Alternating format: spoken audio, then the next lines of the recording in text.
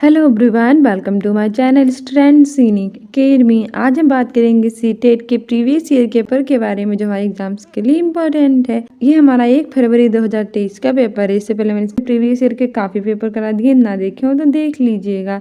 हमारा पहला child development and pedagogy से स्टार्ट होता है। तो पहला ही कह रहा है कि विकास किससे प्रभावित होता है। Development gets influenced by.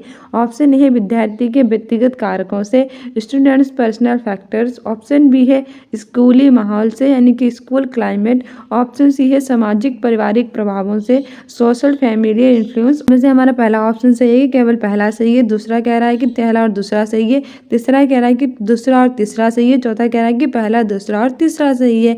सही आंसर हो जाएगा हमारा ऑप्शन डी, पहला, दूसरा और तीसरा।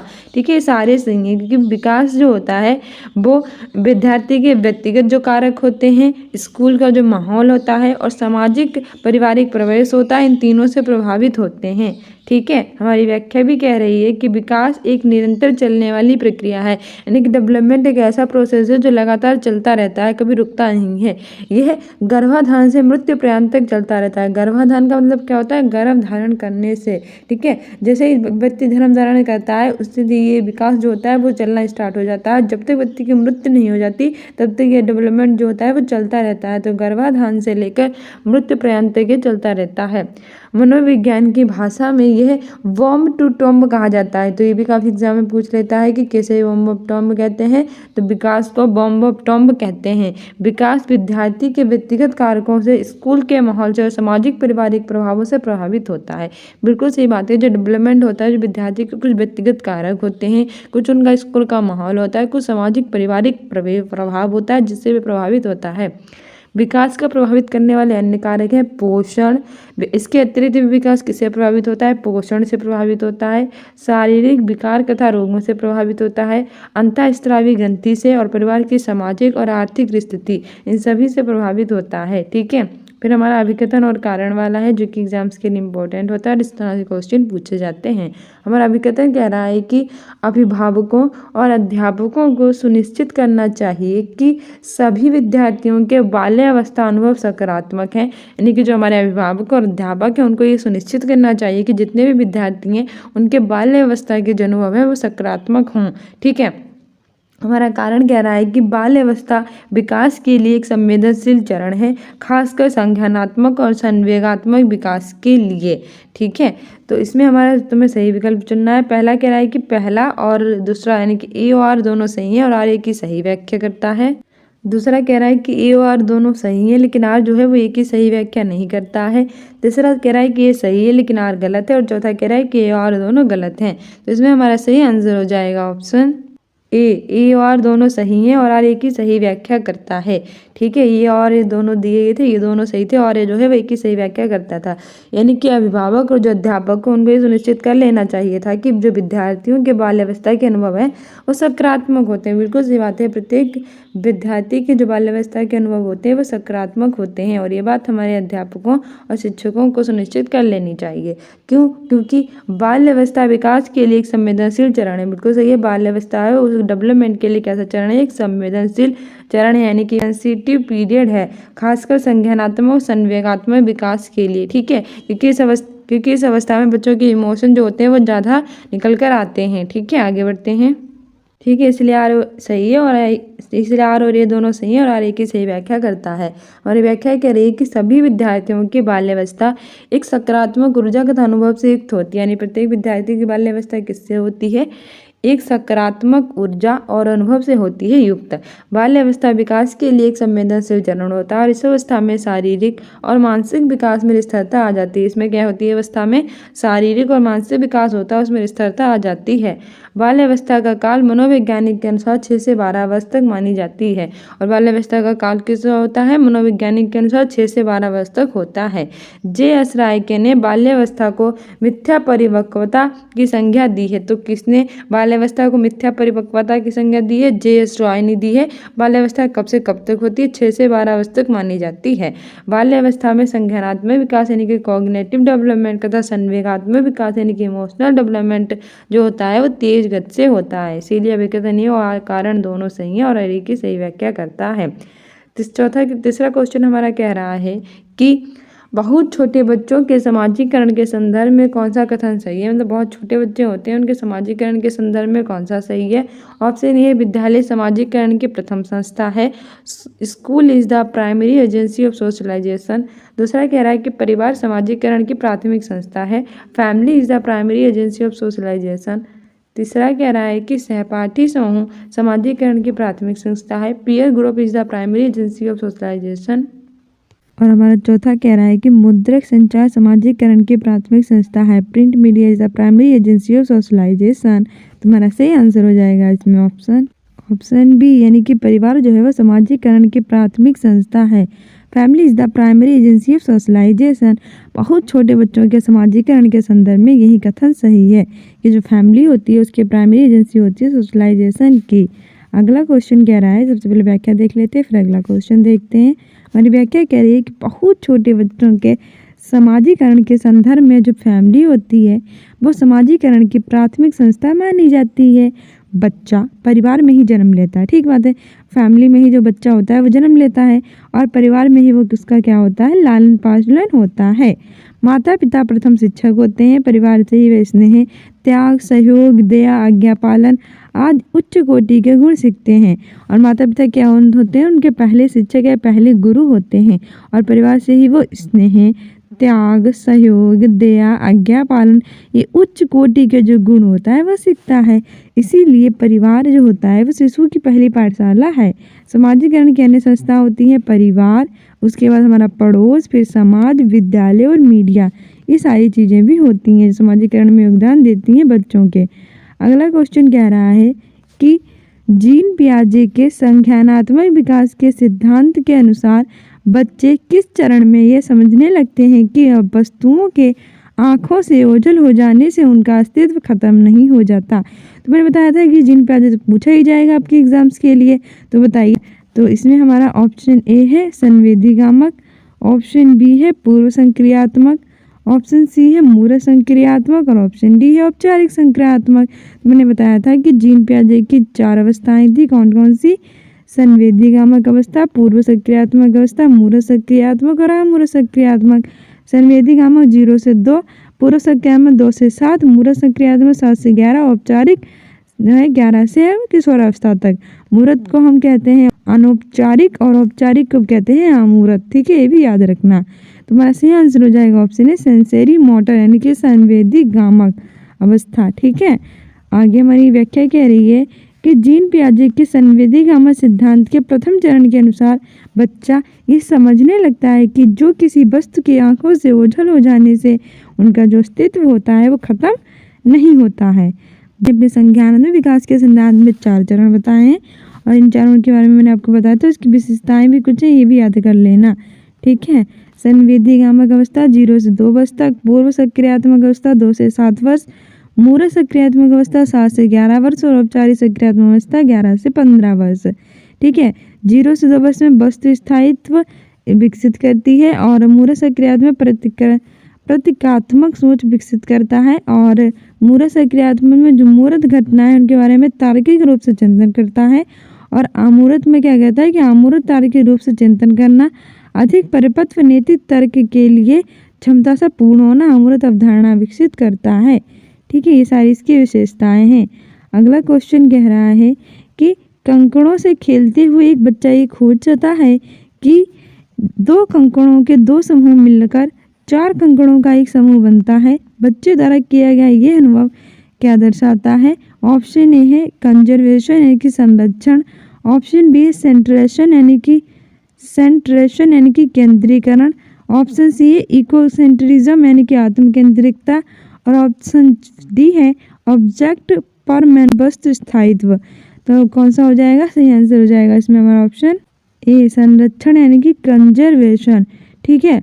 कंकड़ों से खेलता हुआ एक जो बच्चा है ये खोजता है कि 2 कंकड़ों के 2 समूह मिलाकर 4 कंकड़ों का एक समूह बनता है। तो बच्चों द्वारा किया गया ये अनुभव संरक्षण यानी कंजर्वेशन को दर्शाता है, ठीक है। हमारी व्याख्या भी कह रही है कि कंकड़ों से खेलता हुआ एक बच्चा ये खोजता है कि 2 कंकड़ों के 2 समूह मिलाकर 4 कंकड़ों का एक समूह है। तो बच्चों द्वारा किया गया ये अनुभव संरक्षण यानी कि कंजर्वेशन दर्शाता है। जीन पियाजे के सिद्धांत में संरक्षण की भूमिका संज्ञानात्मक विकास के सिद्धांत के तीसरे चरण यानी कि मूरत संक्रियात्मक अवस्था के अंतर्गत संविष्ट है।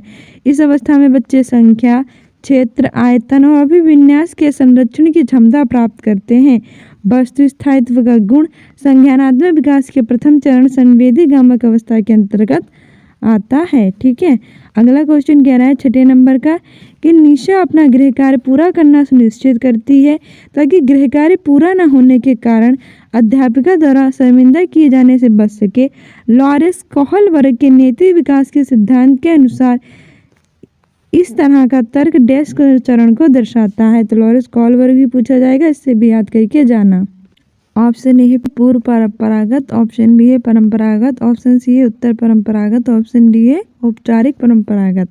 सही आंसर हो जाएगा ऑप्शन सी हो जाएगा परंपरागत। ठीक है, हमारी व्याख्या कह रही है कि निशा अपना गृह कार्य पूरा करना सुनिश्चित करती है, यानी कि जो निशा है वो चाहती है कि उसका सारा जो होमवर्क है वो पूरा हो जाए।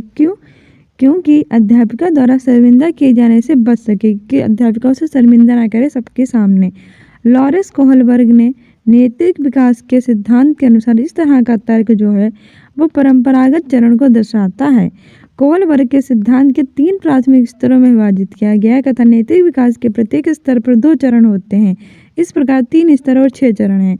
तो लॉरेंस कोहलबर्ग के कितने स्तर हैं? 3 स्तर हैं। कितने चरण हैं? 6 चरण हैं। तो फिर देख लेते हैं कौन सा स्तर है और कौन सा चरण है। ठीक है, सबसे पहले है पूर्व परंपरागत नैतिकता, यानी कि 4 से 10 वर्ष तक। पूर्व परंपरागत नैतिकता कब से होती है? 4 से 10 वर्ष तक। यह नैतिक विकास की प्रथम अवधि है। पहली अवधि होती है नैतिक विकास की। इस आयु में बच्चों के फैसले मुख्य रूप से वयस्कों की अपेक्षा और नियमों को तोड़ने के परिणाम से आकर लेते हैं। ठीक है, इसमें आज्ञाकारिता और सजा होती है। पहले चरण में आज्ञाकारिता और सजा, नियमों का पालन करना महत्वपूर्ण है क्योंकि ये सजा से बचने का एक तरीका है। इसमें क्या होता है, जो नियम होते हैं उनका पालन करना बहुत ज़्यादा जरूरी होता है क्योंकि ये सजा से बचने का एक तरीका होता है। ठीक है, पूर्व परंपरागत स्तर यानी कि 4 से 10 वर्ष के लिए। दूसरा होता है पारंपरिक नैतिकता, ये 10 से 13 वर्ष तक होती है। इसमें सामाजिक नियमों को स्वीकृति से चिन्हित होती है कि क्या अच्छा है और क्या बुरा है। यानी कि क्या होता है इसमें कि 10 से 13 वर्ष तक इसमें जो समाज के कुछ नियम होते हैं वो स्वीकार किए जाते हैं कि क्या अच्छा है और क्या बुरा है।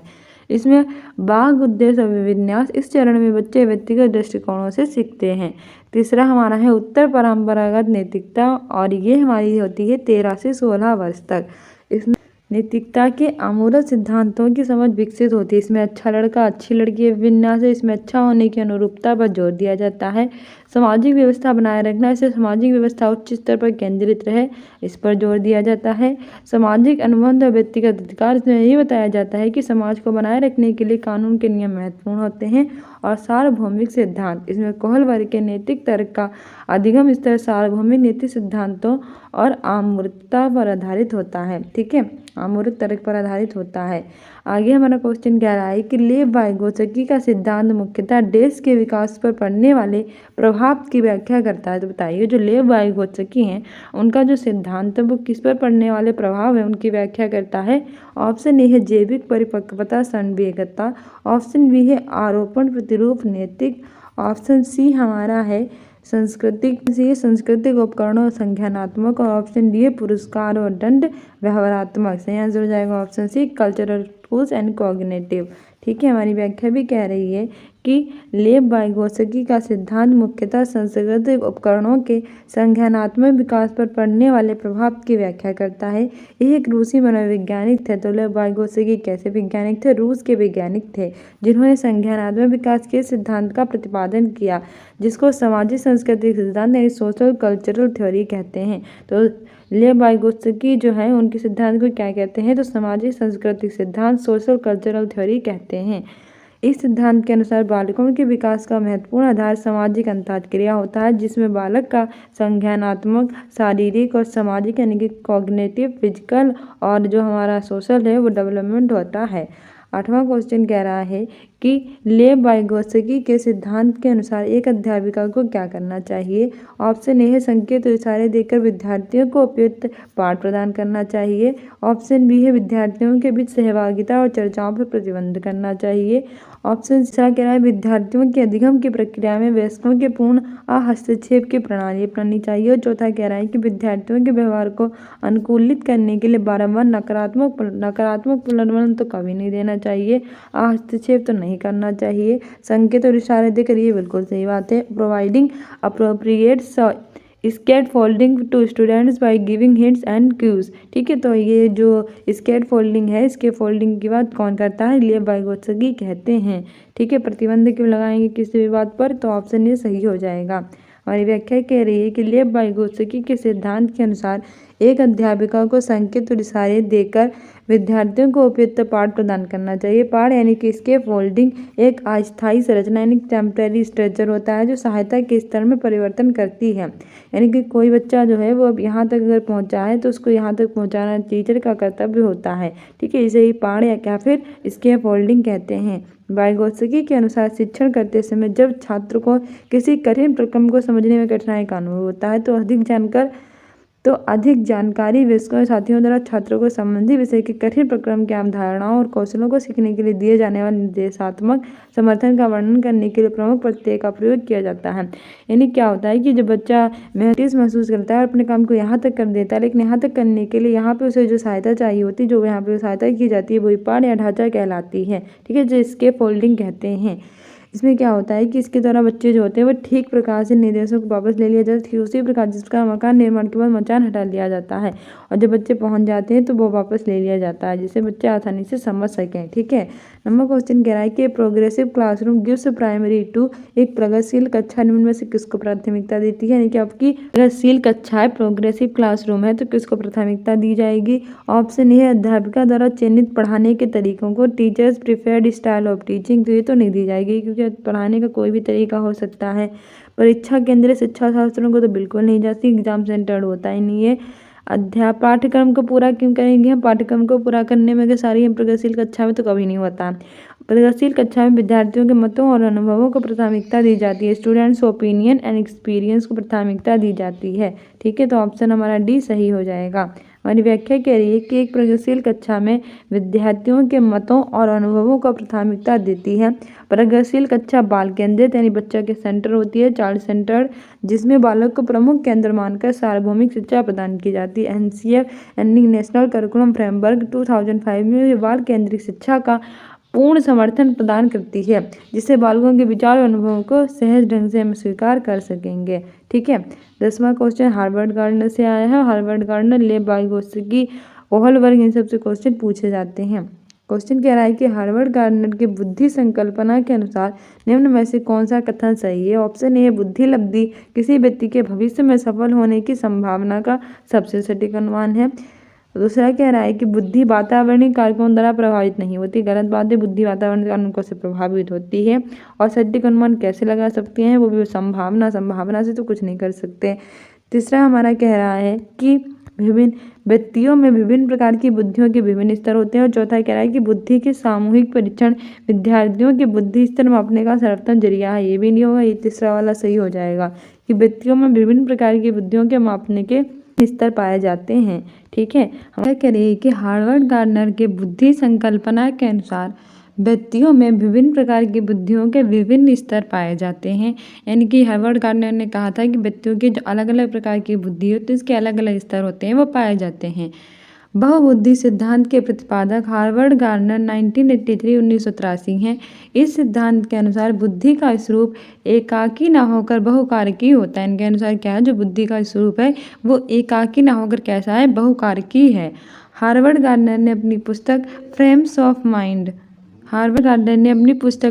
ऑफ माइंड में यह वर्णन किया है कि संज्ञान का एक स्वरूप है जो सभी मानव चिंतन तो क्या करता है। फ्रेम्स ऑफ माइंड है किसकी है, हार्वर्ड गार्डनर की। उन्होंने क्या कहा है कि संज्ञान का एक स्वरूप होता है जो सभी मानव के चिंतन को क्या करता है। गार्डनर ने मुख्य रूप से 7 प्रकार की बुद्धि बताई है। कौन कौन सी इन्होंने बताई है, कौन कौन सी। एक है तार्किक गणितीय, दूसरी है भाषाई, तीसरी है स्थानिक, चौथी है शारीरिक गतिक, पांचवी है संगीतिक, छठी है व्यक्तिगत, सातवीं है व्यक्तिगत और आठवीं बुद्धि है प्रकृतिवादी बुद्धि तथा नौवीं प्रकार की बुद्धि अस्तित्ववादी बुद्धि को बाद में जोड़ा गया है। ठीक है, 7 प्रकार की बुद्धि का उन्होंने वर्णन किया था और बाद में 8वीं प्रकृतिवादी बुद्धि और 9वीं अस्तित्ववादी बुद्धि को जोड़ दिया गया। हमारा 11वां क्वेश्चन कह रहा है कि According to contemporary theories, what kind of classroom environment facilitates cognition, यानी कि समकालीन सिद्धांतों के अनुसार किस प्रकार का कक्षा माहौल संज्ञान को सुसाधित करता है। ऑप्शन ए है मुद्रक संपन्न और संसाधन परिपूर्ण, print rich and resourceful. Option B है भययुक्त और धमकी भरा, गम्य और बहिष्कारी, और चौथा है उपदेशात्मक और पाठ्य पुस्तक केंद्रित। सबसे पहले हमारा ये देखो, जो निगेटिव है आंसर उसे हटा दो, भययुक्त और धमकी भरा। ऐसा हमें वातावरण कभी अच्छा का बनाना नहीं है कि भययुक्त हो जाए, बच्चे हमेशा डरते रहें। पाठ्य पुस्तक केंद्रित बनाना नहीं है क्योंकि छात्र केंद्रित बनाना है। ठीक है, अब इसमें से देखो अगम्य और बहिष्कारी, मुद्रक संपन्न और संसाधन परिपूर्ण। बहिष्कारी का तो होगा नहीं क्योंकि निगेटिव में आ जाता है। सही आंसर हो जाएगा ऑप्शन ए। समकालीन सिद्धांतों के अनुसार किस प्रकार कक्षा का माहौल संज्ञान को सुसाधित करता है, तो ऑप्शन ए सही हो जाएगा, प्रिंट रिच एंड रिसोर्सफुल। ठीक है, मुद्रक संपन्न और संसाधन परिपूर्ण, ऑप्शन ए सही हो जाएगा। हमारी व्याख्या कह रही है कि समकालीन सिद्धांतों के अनुसार मुद्रक संपन्न और संसाधन परिपूर्ण कक्षा माहौल, यानी कक्षा का जो वातावरण है, माहौल है, वह संज्ञान को सुसाधित करता है। संसाधन परिपूर्ण कहने से आशय होता है कि कक्षा में संपूर्ण टीचिंग लर्निंग मटेरियल उपलब्ध हो, जैसे कि साफ सुथरा ब्लैक बोर्ड, अच्छा सा ब्लैक बोर्ड हो जो साफ सुथरा हो, चौक हो, डस्टर हो। वर्तमान समय में स्मार्ट बोर्ड, आजकल क्या हो रहा है कि स्मार्ट बोर्ड भी जो है वो भी हो रहे हैं, तो स्मार्ट बोर्ड भी उपलब्ध होने चाहिए, काफ़ी प्रचलन में है, तो उन्हें भी आप प्रयोग कर सकते हैं। कक्षा में छात्रों को बैठने हैं तो डेस्क बेंच की समुचित व्यवस्था हो, कक्षा प्रकाश क्लास का जो वातावरण है वो अच्छा हो, साथ ही उसमें जो प्रकाश हो वो अच्छे से आता हो, जिससे दूर बैठे हुए छात्र को भी ब्लैक बोर्ड पर लिखा हुआ तथ्य स्पष्ट दिख सके। जो देखो पंक्ति में बच्चे बैठे होते हैं, जो बच्चे सबसे दूर बैठे होते हैं उन्हें ब्लैक बोर्ड का अच्छे से दिखाई नहीं देता, लेकिन अगर साफ ब्लैक बोर्ड होगा और बहुत अच्छी राइटिंग से लिखा जाएगा, साफ सुथरा स्पष्ट, तो यहाँ का बच्चा भी देख सकता है। ठीक है, तो साफ सुथरा लिखा हो। इस प्रकार मुद्रक संपन्न और संसाधन से परिपूर्ण कक्षा का माहौल सबसे अधिक सजीव रखते हैं। ठीक है, आगे हमारा 12वां क्वेश्चन कह रहा है कि जेंडर एज, यानी कि जेंडर के बारे में बताइए, इसमें से क्या सही है। ऑप्शन ए है कि सामाजिक संरचनाओं द्वारा निर्मित होता है, यानी कि जो जेंडर होता है वो समाज की संरचना द्वारा निर्मित होता है। ऑप्शन बी कह रहा है कि पूरी तरह वंशानुगत कारकों द्वारा निर्धारित होता है, यानी पूरी तरह किस पर निर्धारित होता है, वंशानुगत कारकों पर। ठीक है, तीसरा कह रहा है कि अनुवांशिक लक्षणों द्वारा पूर्व निर्धारित होते हैं, कुछ अनुवांशिक लक्षण होते हैं उनके द्वारा पहले से ही निर्धारित किए जाते हैं, अनुवांशिक लक्षणों के द्वारा पहले से निर्धारित कर लिए जाते हैं, और एक जन्मजात प्रक्रिया है। तो बताइए इसमें कौन सा सही है। इसमें हमारा सही आंसर हो जाएगा ऑप्शन ए, सामाजिक संरचनाओं द्वारा निर्मित होते हैं। ठीक है, जो जेंडर होता है वो समाज की संरचना द्वारा निर्मित होता है। हमारी व्याख्या कह रही है कि जेंडर सामाजिक संरचनाओं द्वारा निर्मित होते हैं। जेंडर प्राय रूढ़िवादिता, यानी कि स्टीरियोटाइप तथा समाज द्वारा निर्मित प्रचलित पूर्वग्रह फेमस प्रेजुडाइज पर आधारित होता है। जैसे लड़के बलवान होते हैं, लड़कियां कोमल होती हैं, कोयल नहीं कोमल होती हैं। हमारा क्या कहना होता है कि जो लड़के होते हैं बहुत ज़्यादा बलवान होते हैं, सारा सामान इधर से उधर उठा के रख सकते, सारा हैवी सामान इधर से उधर उठा कर रख सकते हैं, उन्हें कोई दिक्कत नहीं होती। लेकिन जो लड़कियां होती हैं बहुत ज़्यादा कोमल होती हैं, वो अभी सामान को उठा नहीं सकती क्योंकि बहुत ज़्यादा क्या होती है, नाजुक होती हैं। ये हमारी क्या है, बहुत समय से चली आ रही है। ठीक है, लड़कियां रो सकती हैं, लड़कों के बाद लड़के रोते नहीं और लड़कियां रो सकती हैं। मतलब जो लड़के होते हैं वो रो नहीं सकते, मतलब कहते हैं तुम तो लड़के हो, तुम कैसे रो सकते हो, तुमने तो नाम लजवा दिया। पर लड़कियां रो सकती, लेकिन लड़कियां रो सकती हैं। ठीक है, ये लड़के रो सकते हैं लेकिन लड़कियां नहीं रोएंगी। ठीक है, लड़के तुम कैसे रो सकते हो, और लड़कियां तुम तो रोना तुम्हारे काम ही है, तो बस काम ही क्या। तो ये सब क्या होती है, बहुत समय से चली आ रही हैं धारणाएं। लड़कियों के बाल लंबे होने चाहिए, लड़के के बाल छोटे होने चाहिए, लड़के घर के काम नहीं करते, लड़कियां घर के काम करती है, लड़के गणित और विज्ञान में अच्छे होते हैं, लड़कियां गृह विज्ञान पढ़ती हैं। तो ये सारी बातें हैं। लड़कियां मोटरसाइकिल नहीं चला सकती, लड़के मोटरसाइकिल चलाते, लड़कियां स्कूटी चलाएंगे, लड़के स्कूटी नहीं चला सकते। तो ये सारी मतलब बहुत समय से धारणाएं चली आ रही है, लड़के लड़कियों के काम बांट दिए गए हैं। तो ये सब हमारा स्टीरियोटाइप्स में आता है। ठीक है, आगे हमारा अगला क्वेश्चन कह रहा है कि जीन पियाजे के सिद्धांत में किसी वस्तु के सामने ना होने की स्थिति में चिन्हों द्वारा उसे दूसरे दर्शाने का काम करने की योग्यता क्या कहलाती है? ऑप्शन ए है समावेशन, ऑप्शन बी है लाक्षणिक प्रकार्यता, ऑप्शन सी है प्रतिवर्ती सोच, ऑप्शन डी है संरक्षण।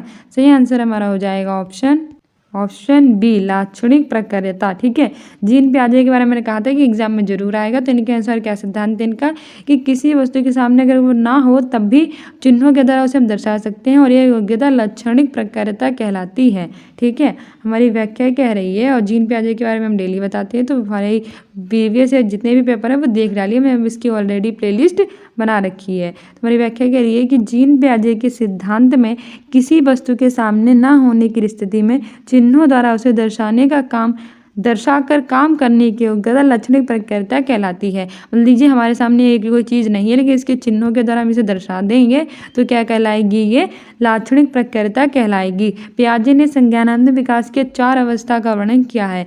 पियाजे ने है जो जीन पियाजे उन्होंने संज्ञानात्मक विकास कॉग्निटिव डेवलपमेंट की कितनी अवस्थाएं मानी है?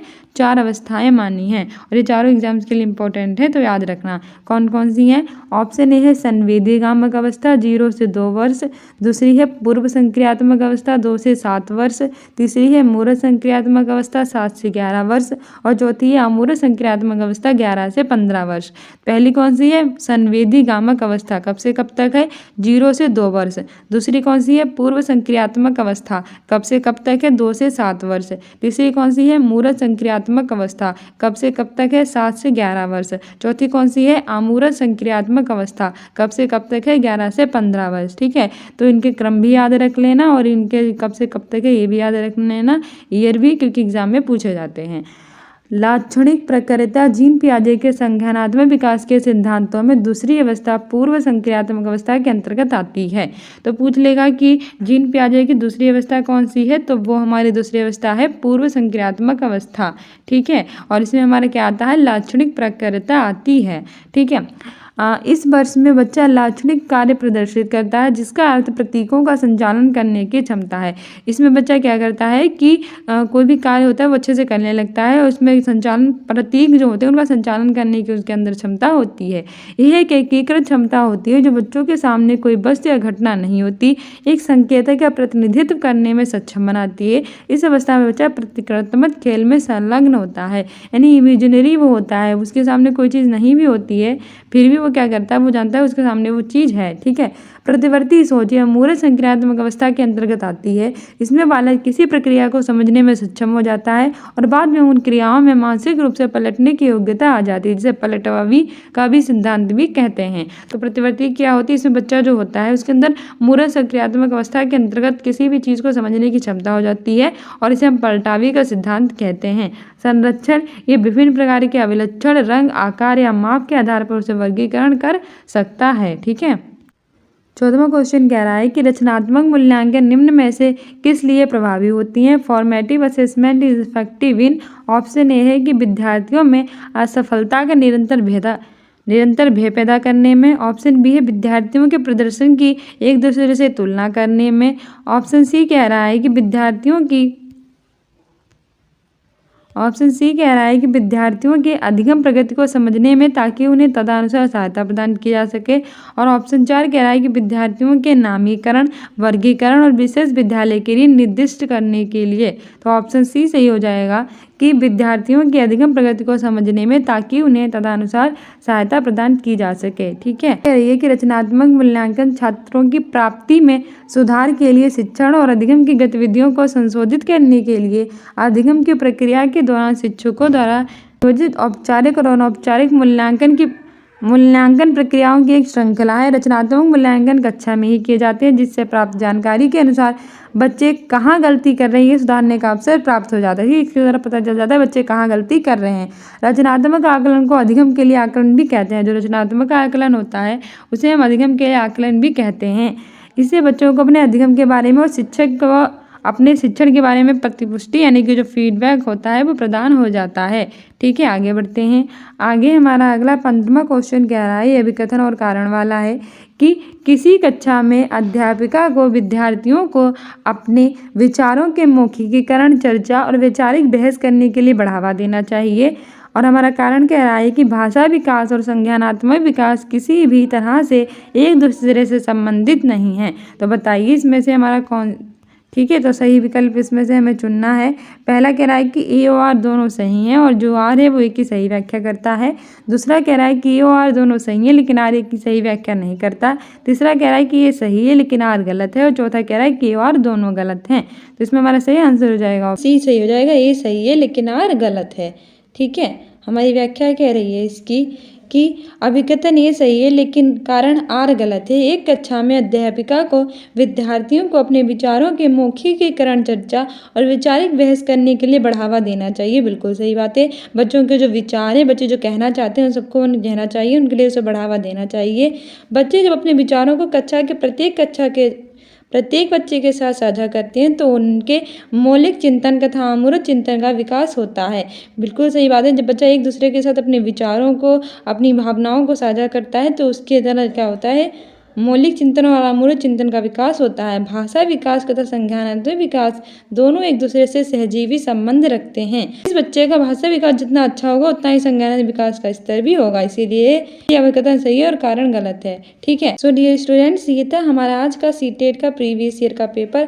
आई hope you like this video. If you like it then like, subscribe and share. साथ ही हमने सीटेट के सारे प्रीवियस ईयर डाल रखे हैं, सोशियोलॉजी, हिंदी, इंग्लिश सबकी पेडागोजी भी डाल रखी है। ना देखिए तो प्ले लिस्ट में जाकर देख सकते हैं। बीपीएससी बिहार शिक्षक भर्ती 2.0 के जो एग्जाम हो रहे हैं उसके भी हमने सॉल्व कराया है, तो वह भी जाके आप प्ले लिस्ट में जाकर देख सकते हैं। स्टूडेंट्स यूनिक अकेडमी को इंस्टाग्राम पे फॉलो कर सकते हैं, स्टूडेंट्स यूनिक अकेडमी 1 2 3 के नाम से। और एग्जाम में बेटर करने के लिए कम्युनिटी पोस्ट में आंसर दे सकते हैं। ठीक है, सो मिलते हैं अपने नेक्स्ट वीडियो में। Thank you, bye.